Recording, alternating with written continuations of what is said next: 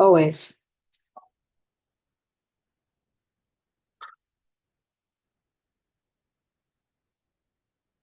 Hi, everyone. It's good to be back. It's been a while. Been very much wanting to start this again and uh, really getting um, feeling really bad or down on myself because I haven't. And then realizing that it's okay. I mean, you don't have to. It's just who and why. Well, now is it's happening. So this is kind of cool and fun. And so much has changed since the last time I made a video. I don't even know. There's a bit of a lag between what's happening and what I'm seeing on the screen, and that's very strange and a little bit kind of confusing, but I'm just not going to pay much attention to it at the moment or any moment, because it's not necessary. Ooh, see that? Anyway, after the death and the resurrection, literally the phoenix rising from the ashes. I love all this mythical epic stuff because there's an energy in that, and energy is very real. It's not in our control, and yet in some ways it is. I mean, that's what I've been learning and navigating these last few years.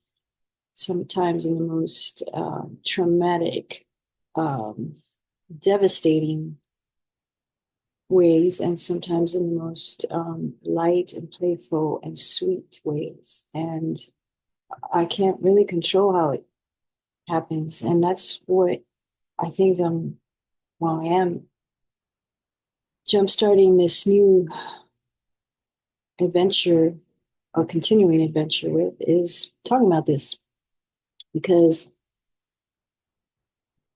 I really thought it was figured out, and knowing and transforming and transmuting into this new sort of way of being and body, that whether it happened to me or I did it or the illusion of I doing it, which is an illusion, but hey, if that's how it feels, then that's how it feels or appears. And always knowing the truth behind it, that there is nothing happening and nobody doing it, yet there it is. Anyway, I really recognize the importance of energy and awareness of it and harnessing it and projecting it, or at least how life does that through you, with you, not being separate from anything else, whether it's a refrigerator or your son or your ancestor that died in Egypt. It's all connected. It's all here now, always. So a lot of uh, exploration and experience and learning were the main focus of the event experience is energy.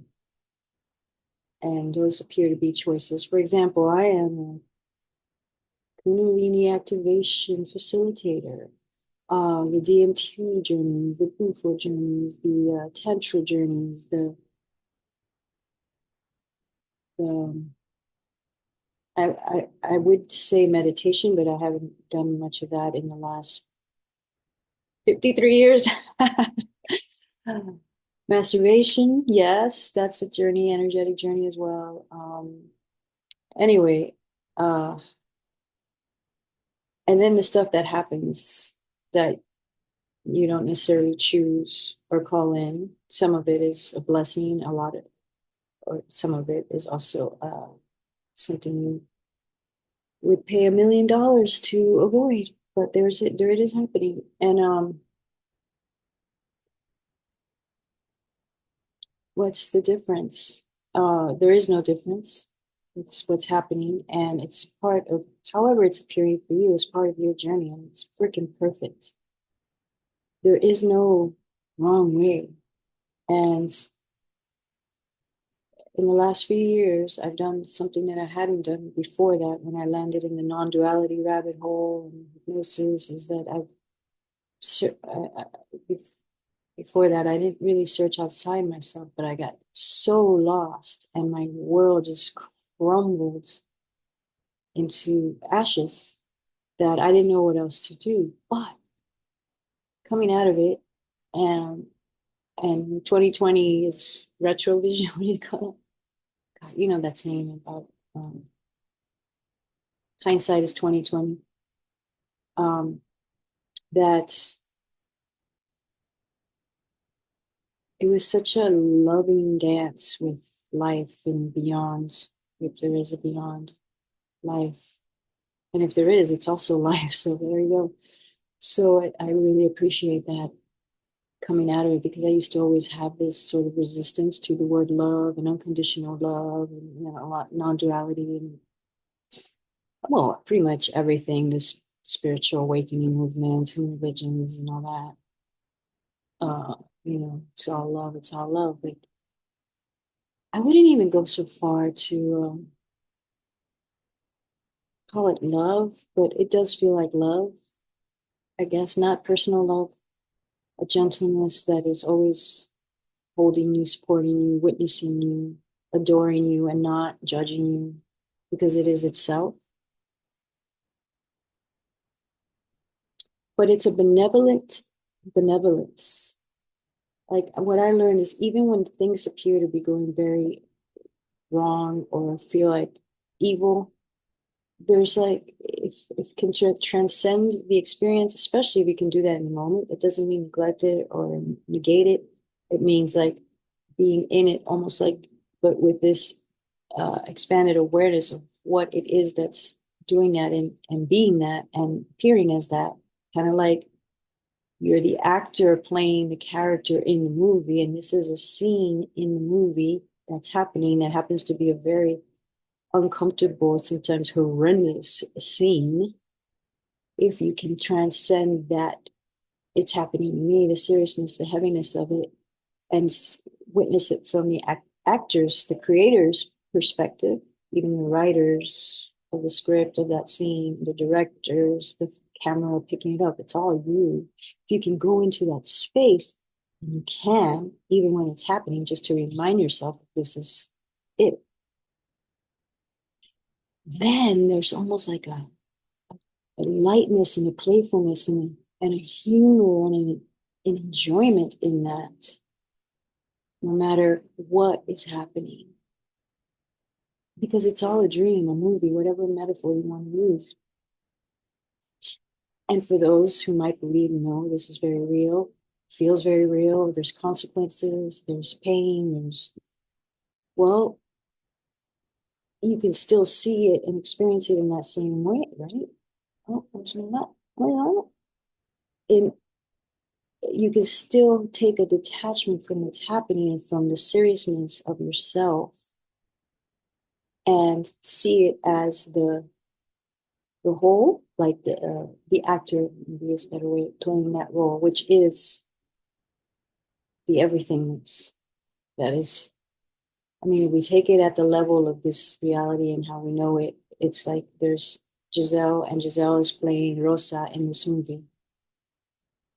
And then you go back to, the Giselle playing Rosa, and if Rosa is uh, having a passionate love scene or getting murdered, the experience of Giselle playing that is still very enjoyable and exciting, regardless of what the scene is.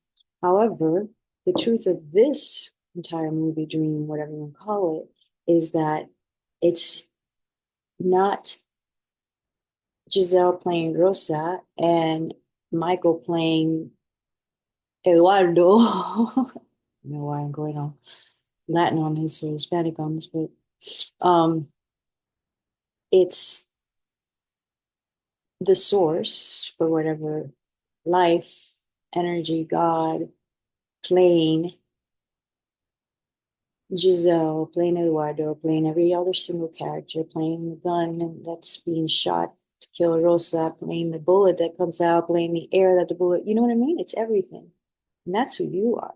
That's who Rosa and Giselle and Michael and Eduardo are. That's who everything, the bullet, the fridge, the music, all of it. So that realization, that presence is available to you anytime in any given moment. Yes, and sometimes that's what makes a good actor, right? Really, that's a great metaphor because it's so tangible and relatable to the big picture. An actor is really good when they're lost in the character, right? When you don't even see the person anymore, like the Robert De Niro or the Nicole Kidman. Oh gosh, even though she's the same, I suppose, because it's her. How could she not be any different, no matter what role she's playing? But the character that she plays in whatever movie is like you forget it's Nicole Kidman. I mean, you don't because her genius can't help shining through, but it's she's not. I just watched her in Holland, which is a fantastic movie. Kind of dark, but it's brilliant. I like dark stuff. But anyway, she's not the Nicole playing the Eyes Wide Shut role. She's the wife and mother in Holland. And like, I mean, it's the same person. Okay, I am really losing myself and maybe you on the tangent. So let me bring it back. This is the wholeness of everything so you can enjoy yourself and oh yeah, so getting lost in the character that you're not aware of yourself anymore. And that happens in life sometimes. Most people are in that. Most people around you. Um, an example of this that came really harsh to me was because I was already kind of on this path when my mother died in 2009, and I was the details I don't want to get into, but my brother was, we were living in her house during that time when she was dying. She died of a brain tumor. So anyway, my brother had a very different way of dealing with her death than I did because I was aware of this. Like, oh, this is, we're all the one. This is the storyline playing out. Doesn't mean I didn't grieve and miss her, but I just had a different, almost lightness, playfulness about it, which included and maybe made the sadness and the tragedy more authentic. She died on the day that my son had just become a mother when she was going through this journey, turned 1 year old, and then the beauty and magic of that, and it was just like, wow, right? What? So I wasn't crying and freaking out. And I'm not putting a judgment on my brother. I'm just showing this as an example of characters and how they portray themselves differently. My brother is, because we're all the same one, which is like things, So I, you know, I can have feelings about it because that's what my character is doing, but I also know that they're not real or they don't really matter. It's more like oh wow, this is a wholeness and oneness just playing out like this. I hope you're following me. Like, yes, subscribe and follow for more. I should say that now and like if you like what's happening. Because I'm gonna keep doing this. Uh, maybe that's the plan anyway. So anywho, he's very serious about himself and the world is against him and and all this kind of stuff. Everything is out to get him and a lot of people feel this way, especially in the fucking madness. So, I'm just gonna try not to swear as much as I used to, which I'm not, that's for sure, but just gonna try not to swear at all, but happen anyway. Um, he looked at me one day, we're taking care of all the aftermath of death. It was quite an aftermath in most cases. Um, by the way, I am a death doula, so you're liking me supporting that. My information should be at the bottom and on my tools and toys that I play with to make life more fun and free and for you, because I am. So it's kind of a selfish thing. Anyway, he just looked at me one day and he was freaking out. And he's like, "What kind of cold-hearted bitch are you? You haven't even shed one tear over mom." And I was, instead of getting defensive and angry and judgmental, I really, really saw that as a, uh, well, first of all, he's hurting and grief, but also a projection of how it should be and how people grieve. And if you don't do it that way, and especially if it's your mom, then that means you're just a cold-hearted bitch. And so anyway, that's one of the reasons that I went into the death work, and I love death because I'm not afraid of it. I dance with it daily. It makes life really, really enjoyable. I mean, I keep death on both shoulders, you know? If it's hanging out here and I happen to look over here, it's going to jump over here because it needs to, you know? I need to see it. It makes my life truer, more authentic, because whatever you believe about life, before, after, your character is going to exit. The movie is going to end. And whether it continues in the afterlife or in another dimension, or whether it continues as a ghost haunting your exes because you fucking pissed and you're coming back for revenge, whatever, you in this body. And I personally have my own thoughts about that. But what happens when you die? Actually, it's not even thoughts. It's like I hope that's what it is. But that's another story for another time, perhaps. If you're interested, you can always ask me and I will gladly answer. But the the plot of this movie, of whatever the hell this is, the now starts with death. That was a Freudian slip, but it's not really Freudian. But anyway, starts with birth and ends with death. So I like to be and play, particularly at these places of somebody's stories and timelines, because it's so freaking exciting and intense. So I became a birth doula and I became a death doula. Why doula and why not go into this system and become a midwife or a hospice nurse? Well, nurse, because I can't stand bodily fluids, at least most of them.